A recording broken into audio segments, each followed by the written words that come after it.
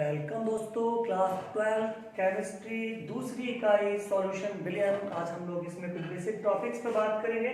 हम लोग बात करेंगे परासरण दाब के नियमों पर, बिलियन के नियमों पर। तो परासरण इसमें इस पे आधारित आंकिक प्रश्न आपके बोर्ड एग्जामिनेशन में पूछे जाते हैं। तो मैं सबसे पहले बताना चाहता हूँ, देखो यहाँ पे कुछ ये लिखा हुआ है क्या, वायल वन हाफ का नियम आपने नहीं पढ़ा होगा, लेकिन वायल का नियम पढ़ा है 10th में, ठीक है। चार्ल्स वॉन हाफ का नियम नहीं पढ़ा होगा, लेकिन चार्ल्स का नियम पढ़ा है 10th में, ठीक है। वॉन हाफ की बिलियन समीकरण नहीं पढ़ी होगी आपने, लेकिन बिलियन समीकरण पढ़ रखी है, आदर्श गैस समीकरण पीवी बराबर एनआरटी। तो मैं आपको समझाने की कोशिश करता हूँ मामला क्या है। It was the matter of 1877, 1877 की बात है। एक साइंटिस्ट हुए mister van't Hoff. Van't Hoff ने क्या किया, बिलियन को बहुत बारीकी से स्टडी किया। तो उन्होंने क्या देखा कि यदि ये बिलियन बहुत तनु हो, कैसा हो, तनु बिलियन हो। तनु बिलियन के अंदर क्या होता है भाई, ये तो हो गया विलायक हो गया, विलायक के अणु दिखा दिए मैंने। अब इसमें मैंने थोड़ा सा विलय बोल दिया, थोड़ा विलय बोल दिया तो विलयन कैसा है, तनु है। अगर विलय की मात्रा बढ़ा दूंगा तो ये विलयन हो जाएगा, सांद्र हो जाएगा। तो अभी ये कैसा विलयन है, तनु विलयन है। तो वॉन हाफ ने क्या देखा कि तनु विलयन में क्या होता है कि विलय के कण बहुत दूर दूर होते हैं, नंबर ऑफ क्वांटिटी कम होती है ना, नंबर ऑफ पार्टिकल्स, तो विलय के कण बहुत दूर दूर होते हैं। तो वॉन हाफ को लगा ऐसा तो गैसों में भी होता है कि गैस भाई क्या है, ठोस में पार्टिकल्स, ठोस के अंदर कण बहुत पास पास होते हैं, द्रव के अंदर थोड़ा दूर दूर होते हैं, और गैस के अंदर और दूर दूर होते हैं। तो वॉन हाफ को लगा कि यार इसके कण जो है दूर दूर हैं, और गैस में भी ऐसा ही होता है, ठीक। तो उसने उसे आइडिया आया कि क्यों ना ये जो गैसों वाले नियम हैं हम बिलियन पर ट्राई करके देखें, और उसका आइडिया बिल्कुल परफेक्ट बैठा। उसने देखा कि जो नियम वायल ने बनाया था किसके लिए, गैस के लिए, जो नियम चार्ल्स ने बनाया था किसके लिए, गैस के लिए, जो आदर्श गैस समीकरण किसके लिए बनी थी, गैस के लिए, वो नियम सिर्फ गैसों पर ही सीमित नहीं है। उन नियमों को बहुत अच्छे से लागू किया जा सकता है किस पर, तनु विलयन पर, क्योंकि तनु विलयन का व्यवहार बिल्कुल वैसा ही है जैसा गैसों का होता है। गैसों में भी पार्टिकल्स दूर दूर होते हैं, और तनु विलयन में भी पार्टिकल्स दूर दूर होते हैं। एक और शर्त रखी थी उसने कि ये जो विलय घोला है ना, ये जो घुला हुआ है विलय इसके अंदर, ये अवाष्पशील होना चाहिए। ऐसा अगर ये वाष्पशील हुआ ना तो क्या करेगा, उड़ जाएगा वाष्पित होके, दाब को भी प्रभावित करेगा वाष्पित होगा। तो वॉन हाफ बोलते हैं कि यदि अवाष्पशील पदार्थों का तनु विलयन आपको ले रहे हैं, तो सिंपल सी बात है, अवाष्पशील पदार्थ के तनु विलयन पर उन सभी नियमों को लागू किया जा सकता है जो गैसों के लिए बने हुए हैं। अब आप समझ गए कि नियम तो किसका था भाई, अब आपको दिख रहा है यहाँ पे कि नियम किसका था, ये वायल का नियम था। लेकिन वॉन हाफ ने आइडिया दिया कि आप इस नियम को बिलियन पर लागू, वॉन हाफ ने देखो नियम किसका था, वायल का नियम था, लेकिन वायल ने ये नियम गैसों के लिए दिया था। अब वॉन हाफ ने अपना आइडिया फिक्स कर दिया कि this rule may be apply to solutions also, कि ये नियम द्रवों पर भी, विलयनों पर भी लागू किया जा सकता है। तो नियम किसका है, वायल का, आइडिया किसका है, वॉन हाफ का, दोनों मिक्स हो गए, क्या बन गया, वायल वॉन हाफ का नियम। आइए देखते हैं इस नियम में क्या है। वायल ने जो अध्ययन किया था वो स्थिर ताप पर ही किया था। तो वायल कहते हैं कि स्थिर ताप पर किसी विलयन का परासरण दाब P, और जो है वो विलयन की परासरण दाब ले लिया हमने, परासरण दाब P क्या होगा, विलयन की, ठीक है, सांद्रता के समानुपाती होगा। अगर दाब स्थिर रखा जाए, ताप सॉरी वायल का नियम ना, वायल ने जितने भी अध्ययन किए थे सभी स्थिर ताप पर ही किए थे। तो वायल कहते हैं कि स्थिर ताप पर किसी विलयन का परासरण दाब P विलयन की सांद्रता के समानुपाती होता है। ये तो स्टेटमेंट हो गया, ठीक है। नोट्स में आप देख लीजिएगा, नोट्स जिन लोगों के पास नहीं है, अभी तक मामला भी समझ में नहीं आया, तो आप लोग इस नंबर पर मुझसे व्हाट्सएप पे कांटेक्ट कर सकते हो, मैं आपको नोट्स उपलब्ध करा दूंगा, ठीक है। तो नोट्स सभी के पास अवेलेबल है, अगर किसी के पास नोट्स नहीं है तो इस पर व्हाट्सएप करके मेरे से बात कर सकते हो, मैं आपको पीडीएफ सेंड कर दूंगा। तो अब ये हो गया, नोट्स में आप लोग पढ़ेगा, स्टेटमेंट जो बोल रहा हूं ऐसे लिखा होगा। अब P समानुपाती C हो गया। अगर मैं यहाँ पे समानुपाती का चिन्ह हटा देता हूं तो स्थिरांक क्या आ जाएगा, के आ जाएगा, ठीक है, के सी हो जाएगा। अब P बराबर K इंटू सी हो गया। अब यहाँ पर C क्या है, C होती है सांद्रता, और सांद्रता बराबर क्या होता है, मोलों की संख्या बटा आयतन लीटर में। मेरी बात समझ रहे हो, C क्या है, सांद्रता। सांद्रता की परिभाषा पढ़ी है आपने, बहुत सारी मोलर का पढ़ी है, आयतन का पढ़ी है। मोलों की संख्या बटा आयतन लीटर में, ये सांद्रता की परिभाषा हो गई। अब अगर यहाँ पर किसी विलयन में आयतन 1 लीटर आयतन के अंदर एक ही मोल घुला हुआ हो, कोई आयतन है उसके अंदर एक ही मोल घुला हो, तो C बराबर क्या हो जाएगा, 1/bk।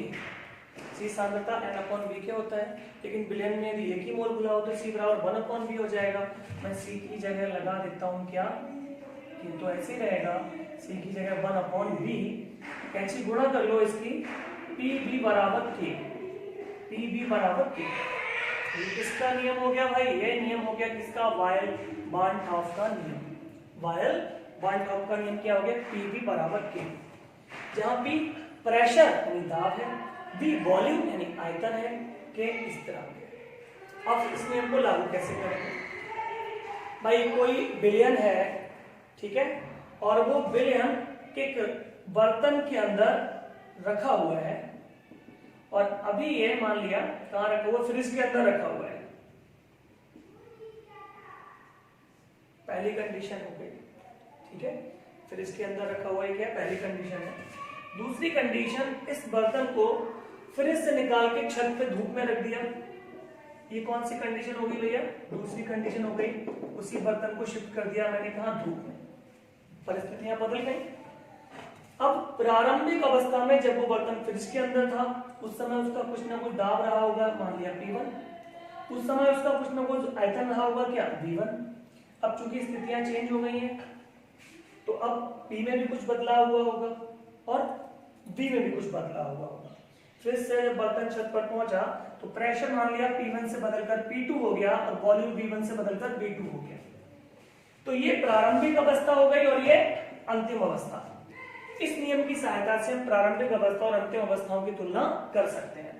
तो जब वो कंटेनर फ्रिज के अंदर रखा हुआ था तो स्थिति क्या होगी, नियम क्या कहता है, Pv बराबर K। तो पहली अवस्था में, पहली अवस्था समझ गए, जब वो बर्तन फ्रिज के अंदर रखा हुआ था, तो पहली अवस्था में दाब क्या है, P नहीं, P1 है, वॉल्यूम क्या है, V1 है, कांस्टेंट K है। तो पहली अवस्था में समीकरण क्या बन जाएगी, P1 V1 बराबर K, समीकरण नंबर 1।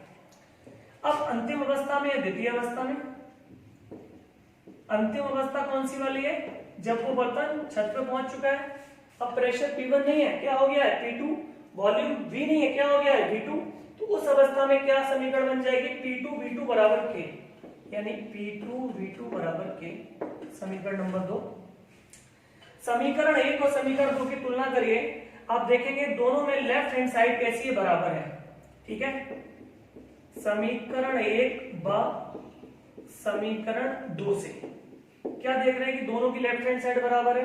जब दोनों की लेफ्ट हैंड साइड आपस में बराबर है तो डेफिनेटली राइट हैंड साइड भी आपस में बराबर होगी, मतलब P1 V1 बराबर हो जाएगा क्या है, P2 V2 के। ये नियम हो गया किसका, वायल-बार्नहाउफ का नियम। P1 पहली अवस्था में दाब, V1 पहली अवस्था में आयतन, P2 अंतिम अवस्था में दाब और V2 अंतिम अवस्था में आयतन। यहाँ पे 4 चीजें दे रखी हैं, आंकित प्रश्न में आपको कोई 3 चीजें देगा और चौथे का मान निकालने को बोलेगा, तो आप इजीली कैलकुलेट कर सकते हो। ओके, तो ये हमारा वायल-बार्नहाउफ का नियम था। इसी आधार पे अगला आता है चार्ल्स बार्नहाउफ का नियम, ये सेकंड वाला। यहाँ पे आप समझ गए नियम किसका है, चार्ल्स का। अब ये चार्ल्स बार्नहाउफ का नियम जो बात समझ में आ रही होगी, नियम तो चार्ल्स का था, लेकिन चार्ल्स के द्वारा जब ये नियम दिया गया तो उन्होंने ये नियम सिर्फ गैसों के लिए बताया था। अब ये आइडिया जुड़ गया इसमें, किसका आइडिया इसमें शामिल हो गया, बार्नहाउफ का, चार्ल्स प्लस बार्नहाउफ। तो क्या बन गया, चार्ल्स बार्नहाउफ का नियम। चार्ल्स कहते हैं, बार्नहाउफ कहते हैं कि चार्ल्स का जो नियम गैसों के लिए बना है उसे हम विलयन पर भी लागू कर सकते हैं। बार्नहाउफ कहते हैं कि चार्ल्स का नियम बना गैसों के लिए है, लेकिन तनु अवाष्पशील पदार्थ हो और विलयन तनु हो, अवाष्पशील पदार्थ हो और विलयन तनु हो, तो जो नियम चार्ल्स ने गैस के लिए बनाया है उसे विलेन पर लागू किया जा सकता है। ठीक है, तो क्या हो जाएगा, चूंकि मुझे प्रेशर में ही संबंध चाहिए है तो मैंने यहाँ पर सांद्रता को स्थिर कर दिया। तो इस नियम से निष्कर्ष निकलता है कि स्थिर सांद्रता पर किसी विलेन का परासरण दाब P उसके परम ताप T के समानुपाती होता है। चार्ल्स-मार्टफ नियम का क्या स्टेटमेंट बोलता है कि किसी विलेन का परासरण दाब P उसके परम ताप T के समानुपाती होता है, P प्रोपोर्शनल टू T। देखो परम ताप बोला है, परम ताप का मतलब टेम्परेचर आपको काय में लेना है, केल्विन में लेना है, कभी सेल्सियस में नहीं लेंगे, हमेशा टेम्परेचर केल्विन में लिया जाएगा जब परम ताप बोला जाए। तो ताप नहीं है, परम ताप है, ताप के चक्कर में न्यूमेरिकल्स गलत हो जाते हैं। तो किसी विलेन का परासरण दाब P, ठीक है, क्या होगा, स्थिर सांद्रता पर किसी विलेन का परासरण दाब P उसके परम ताप के समानुपाती हो जाएगा। मैं P समानुपाती का चिन्ह हटाऊंगा, इस तरह के T आ जाएगा। अगर मैं T को इधर ले आऊं तो T बटे में आ जाएगा P अपॉन T और बराबर K। ये मेरा एक इसका नियम निकल के आ गया, चार्ल्स-मार्टफ का नियम। फिर वही कंडीशन दोबारा से कि कोई विलेन बर्तन के अंदर रखा हुआ है, ठीक है, कोई विलेन बर्तन के अंदर रखा हुआ है। अब क्या हुआ कि फ्रिज में रखा हुआ था पहले ये विलेन, अब मैंने इसे कहां शिफ्ट कर दिया, धूप में शिफ्ट कर दिया। तो जब फ्रिज के अंदर था उस समय प्रेशर मान लिया क्या P1, टेम्परेचर मान लिया क्या T1। अब जब वो बर्तन विलेन कहां धूप में शिफ्ट हो गया तो प्रेशर P1 नहीं रहेगा, चेंज हो जाएगा, वो परिवर्तित प्रेशर क्या P2। ताप T1 नहीं रहेगा, धूप में जाने पे ताप बढ़ जाएगा, है ना, चेंज हो जाएगा, तो ताप कितना T2। अब पुनः पहली अवस्था में मैं अध्ययन कर रहा हूं दो भिन्न भिन्न परिस्थितियों में, इस नियम की सहायता से हम ये स्टडी कर रहे हैं एक विलेन को अगर फ्रिज से निकालकर धूप में रख दिया जाए तो उसमें क्या परिवर्तन आएंगे। तो पहली अवस्था में, पहली अवस्था क्या बोल रही है, पहली अवस्था में बोला जा रहा है कि बर्तन, नियम तो ये है, क्या नियम है, P upon T is equal to K, ये तो रूल है। पहली अवस्था में P की वैल्यू क्या हो जाती है P1 और T की वैल्यू क्या हो जाती है T1। K कांस्टेंट है, हमेशा कांस्टेंट ही रहेगा, चाहे अवस्था पहली हो चाहे दूसरी हो, परिवर्तित नहीं होगा। तो पहली अवस्था में P की जगह मैं P1 लगा दूंगा, T की जगह T1 लगा दूंगा, तो मुझे समीकरण मिल जाएगी P1 अपॉन T1 बराबर K, इक्वेशन नंबर 1। अब मैं बात करता हूं अंतिम अवस्था की, या आप इसे दूसरी अवस्था भी बोल सकते हैं, मर्जी आपकी, क्या जो चाहो बोल लो। तो दूसरी अवस्था में मतलब जब वो बर्तन धूप में शिफ्ट हो गया तो प्रेशर अब P1 के बजाय P2 हो गया, बदला हुआ प्रेशर है।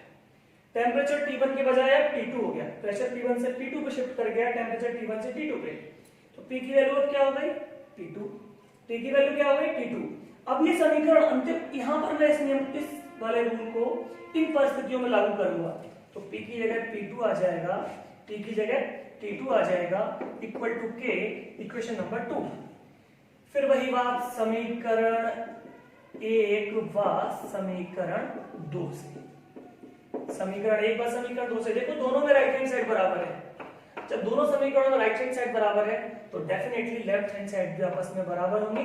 तुलना करने पर क्या निकल के आ रहा है कि P1 upon T1 is equal to P2 upon T2। और ये नियम हो गया किसका भाई, चार्ल्स-मार्टफ का नियम। चार चीजें आप देख पा रहे हैं, न्यूमेरिकल में क्या बोलेगा, चार में से कोई तीन चीजें दे देगा और चौथे का मान निकालने को बोलेगा। तो इस फार्मूले की सहायता से आप कैलकुलेट कर सकते हैं, ठीक है। अब थोड़ा आगे बढ़ते हैं, यहाँ पे तीसरी चीज जो आपने इस 10th में था, थोड़ा हम उससे मॉडिफाइड फॉर्म में पढ़ रहे हैं यहाँ पे। अगला है वान टॉप की बिलियन समीकरण, ठीक है, मैं शॉर्ट में बिलियन समीकरण ही लिख देता हूं। तो वान टॉप की जो बिलियन समीकरण है, वास्तव में बिलियन समीकरण आपने नहीं पढ़ी है, गैस समीकरण पढ़ी है, आदर्श गैस समीकरण पीवी बराबर nRT, बस वही है, उसी का बदला हुआ रूप है। अभी अभी दो रूल पढ़े थे हमने। पहला रूल कौन सा पढ़ा था, वायल बॉन्ड हॉफ का नियम,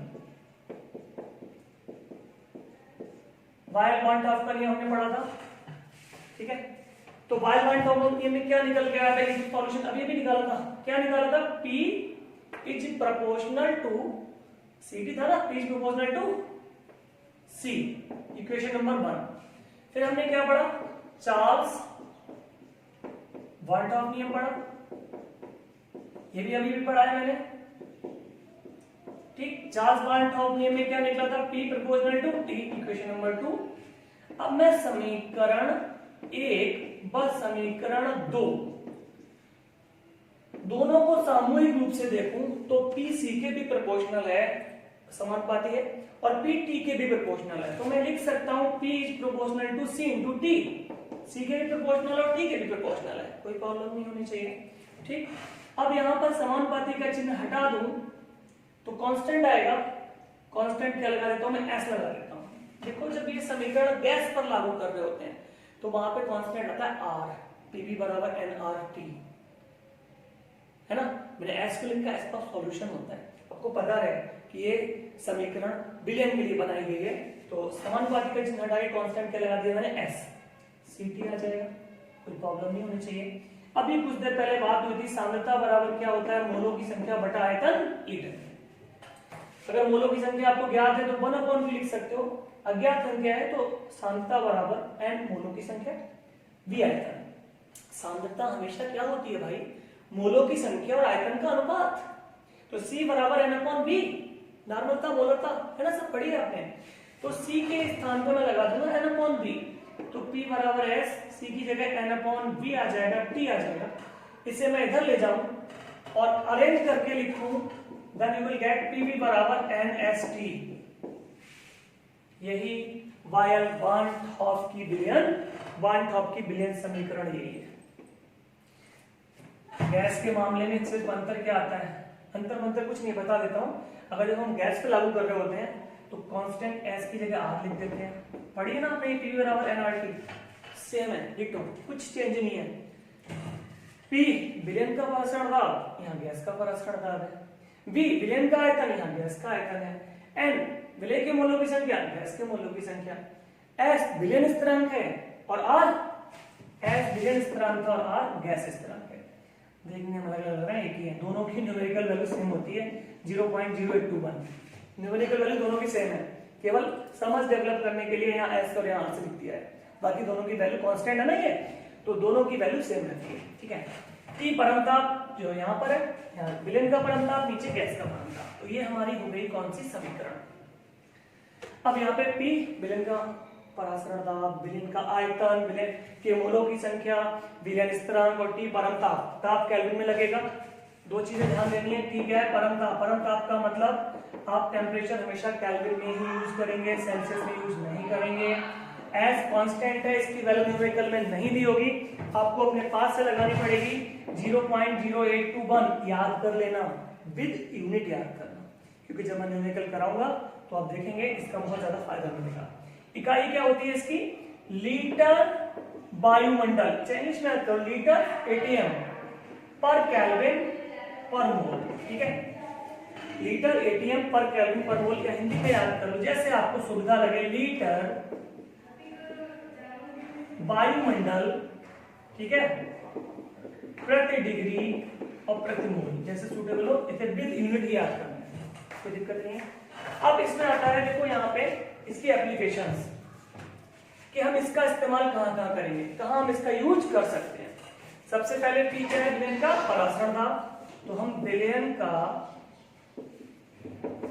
परासरण दाब ज्ञात करने में इस समीकरण का यूज कर सकते हैं, क्योंकि P क्या है, विलयन का परासरण दाब है। ठीक है, दूसरी बात, कोई अवाष्पशील पदार्थ है, उसका विलयन है, तो उसके विलयन का परासरण दाब हम ज्ञात कर लेंगे। दूसरा, मान लिया यार परासरण दाब मुझे पता है, जो विलय पदार्थ घोला गया है, मैं उसका भार निकालना चाहता हूँ, उसके मोलों की संख्या निकालना चाहता हूँ, या उसका अणुभार निकालना चाहता हूँ, तो मोलों की संख्या बराबर भार बटा अणुभार लगा दोगे। मोलों की संख्या n है ना, n की जगह क्या लगा देंगे, भार बटा अणुभार, W/m। तो अगर n को आपने रिप्लेस कर दिया W/m से, तो आप क्या फायदा हो जाएगा आपको, आप विलय का अणुभार यानी स्मॉल n की गणना भी कर सकते हो। ये इसकी एप्लीकेशन हो गई, अनुप्रयोग हो गया। अब इसकी कुछ तो अनुप्रयोग, एप्लीकेशन के हम इस समीकरण का आखिर हम जिंदगी में करेंगे क्या, अनुप्रयोग एप्लीकेशन हो गया। सीमाएं, लिमिटेशंस क्या क्या है इसकी, कहां कहां ये समीकरण फेल हो जाती है, पढ़ा लिखा सब चौपट हो जाता है। पहली बात स्टार्टिंग में बोल दिया था कि पदार्थ कैसा होना चाहिए, अवाष्पशील होना चाहिए। तो अगर विलेय अवाष्पशील है तब तो ये रूल एप्लीकेबल है, अगर वाष्पशील हुआ तो ये रूल एप्लीकेबल नहीं। सेकंड कंडीशन, विलयन तनु होना चाहिए, ज्यादा सांद्र होगा तो भी ये नियम लागू नहीं होगा। दो condition. Third and last condition, विलेय अवाष्पशील होना चाहिए, विलयन तनु होना चाहिए। तीसरी बात, जो विलेय आपने घोला है ना, जो भी विलेय आपने विलायक के अंदर घोला है, विलायक के अंदर पहुंचने पर दो घटनाएं होती हैं। पहली क्या कि विलेय आपने विलेय के कई अणु घोले और विलायक के अंदर पहुंच के वो अणु सब इकट्ठे हो गए, एक बड़ा अणु बन गया। यह क्रिया कहलाती है संघोड़न। क्या हुआ, आपने बड़ा अणु घोला और विलायक के अंदर पहुंच के वो बड़ा अणु छोटे छोटे अणुओं में टूट गया, यह क्रिया कहलाती है वियोजन। तो विलेय का विलायक के अंदर ना तो संगुणन होना चाहिए और ना वियोजन होना चाहिए, दोनों में से एक भी काम हुआ तो फिर ये समीकरण लागू नहीं हो पाएगा। Is it clear? अब मैं यहाँ पे बहुत शॉर्ट में एक जो न्यूमेरिकल में जरूरत आपको पड़ेगी, मास्टर इक्वेशन। ठीक है, मास्टर इक्वेशन कुछ नहीं, इन सबका मिला जुला रूप। आप कहां तक याद करोगे यार, है ना, कि चार्ल्स का नियम, चार्ल्स वान टॉप, बाल वान टॉप, स्थिर सांद्रता, कुछ याद, आप केवल एक सिंगल रूल याद करें। वो रूल ये है P1 B1 अपॉन T1 बराबर P2 B2 अपॉन T2। एक मास्टर इक्वेशन याद कर लो, चार्ल्स का नियम, वाल्ट का नियम, कोई तुम्हें याद, कुछ तो याद करने की जरूरत नहीं है। अब जब न्यूमेरिकल आपको करने को बोलेगा तो वहां पर बोलेगा स्थिर ताप पर, क्या बोलेगा, स्थिर ताप पर। स्थिर ताप यानी T की वैल्यू चेंज हो ही नहीं रही है, T कांस्टेंट है, जो वैल्यू T1 की है वही वैल्यू T2 की, तो T1 T2 कैंसिल, क्या बचेगा, P1 B1 बराबर P2 P2। समझ जाओगे, ये नियम लगाना है। अगर बोलता है कि स्थिर आयतन पर, स्थिर आयतन का मतलब जो वैल्यू V1 की वही V2 की है, चेंज नहीं हो रही है, तो V1 से V2 कैंसिल, तो क्या बचेगा, V1 V2 को उड़ा दो, क्या बचा, P1 अपॉन T1 बराबर P2 अपॉन T2। ये हो जाएगा सूत्र। स्थिर दाब पर, अगर स्थिर दाब बोल दे, स्थिर दाब का मतलब P1 P2 बराबर है, P1 से P2 कैंसिल, अब क्या बचेगा बोलो, V1 अपॉन T1 बराबर V2 अपॉन T2। तो आप केवल एक समीकरण याद करें और जैसा मौका हो, ताप स्थिर बोल रहा हो तो इसमें से ताप को गायब कर देना, दाब स्थिर बोले दाब को गायब कर देना, और आयतन स्थिर बोले तो आयतन को गायब कर देना, न्यूमेरिकल्स आपके हो जाएंगे। ठीक है, अब छोटे छोटे से टर्म हैं, एक आ रहा है समपरासारी विलयन। ये क्या होता है, समपरासारी विलयन। ठीक है, देखो समपरासारी विलयन वो होगा, क्या है मैं बता देता हूं। एक कंटेनर है, इसमें यहां पर लगी हुई है अर्धपारगम्य झिल्ली। इस टॉपिक पे बात कर रहे हैं हम लोग अर्ध, और बाकी नोट्स मैंने आपको बोल दिया है, नंबर दिया है अभी इसी वीडियो में, आप लोग नोट्स आपको चाहिए हो तो आप कांटेक्ट कर लीजिएगा। अर्धपारगम्य झिल्ली की बात कर रहे हैं, ये अर्धपारगम्य झिल्ली लगी हुई है, यहाँ पे लगी हुई है अर्धपारगम्य झिल्ली। Is it clear? अब अर्धपारगम्य झिल्ली तो मैंने यहाँ पे लगा दी, एक विलयन भर दिया इधर, ये छोटे छोटे अणु विलायक के। ठीक है, अब क्या है, इसमें विलय कम बोला, इसमें विलय थोड़ा ज्यादा बोल दिया, तो ये विलयन हो गया कैसा, तनु विलयन, और ये सांद्र विलयन। अब बराबर बोलते हैं, चलो बराबर ही बोलते हैं, है ना, विलय भी बराबर है। अब क्या है, अर्धपारगम्य झिल्ली को क्रॉस कौन करेगा, सिर्फ और सिर्फ विलायक क्रॉस करेगा, विलय का अणु इस झिल्ली को पार नहीं कर सकता। अब विलायक का अणु कहां से कहां जाता है, हमेशा अल्प परासारी से। अगर इसका परासरण दाब कम है, अगर इसका परासरण दाब कम है तो विलायक इधर जाना शुरू कर देगा, है ना, यानी विलायक उधर जाएगा जिधर परासरण दाब ज्यादा होगा। अगर इधर परासरण दाब कम है, इधर ज्यादा है, तो विलायक इधर जाएगा। अगर परासरण दाब इधर अधिक हो गया, इधर कम है, यानी विलायक हमेशा कम परासरण दाब से अधिक की तरफ गति कर रहा होता है। ठीक है, यहां से इधर गति कर रहा होता है, गति कर रहा है। अब मुझे तो पता नहीं कौन से, किसका परासरण दाब कम है, किसका ज्यादा है, तो विलायक इधर से इधर जाएगा या इधर से इधर जाएगा। ठीक है, अब मैं यहाँ पे बोलता हूं कि यदि दोनों विलयनों का परासरण दाब बराबर हो, इसका कम हुआ तो विलायक इधर जाएगा, इसका कम हुआ तो विलायक इधर आएगा, और दोनों का परासरण दाब यदि बराबर हुआ तो विलायक ना इधर जाएगा और ना इधर जाएगा, परासरण ही नहीं होगा, जो अणु जहां है वहीं स्थिर रहेगा अगर दोनों का परासरण दाब समान हो गया। तो ऐसे दो विलयन जिनका परासरण दाब समान होता है उन्हें बोलते हैं समपरासारी विलयन। तो बोले सर सिंपल कॉन्सेप्ट था, इतना लंबा चौड़ा घुमाने की क्या जरूरत थी। समपरासारी विलयन है तो इस पर मैं नियम लागू करता हूं, PV बराबर NST, अभी पढ़ाया था मैंने कुछ देर पहले, ठीक है, ये तो पढ़ा था हमने। इस पर भी लागू करता हूं PV बराबर NST, यही तो होता है समपरासारी विलयन में, होता है कि नहीं होता है। अब दोनों विलयन ताप स्थिर है, दोनों का परासरण दाब कैसा है, समान है, दोनों का परासरण दाब समान है। तो इसे ऐसे थोड़ा और शॉर्ट कर लेते हैं, चलो कर लो, कोई दिक्कत नहीं। P बराबर N/B ST, P बराबर N/B ST कर लिया, परासरण दाब दोनों का समान जा रहा है। अब इस वाले का परासरण दाब कितना, P1, इस वाले में मोलों की संख्या N1, इस वाले का आयतन B1। S कांस्टेंट है, चाहे विलयन पहला हो चाहे दूसरा हो, S हमेशा S ही रहेगा। स्टार्टिंग में बोल दिया गया है स्थिर ताप पर, यानी चाहे विलयन पहला हो चाहे दूसरा हो, ताप T ही रहेगा, ठीक है। अब इधर लागू करता हूं, इस वाले का परासरण दाब क्या, P2, इस वाले में विलय के मोलों की संख्या कितनी, N2, इस वाले का आयतन कितना, V2। S कांस्टेंट है, दोनों तरफ सेम रहेगा, T टेम्परेचर स्थिर है, दोनों तरफ सेम रहेगा। समीकरण 1 व 2 से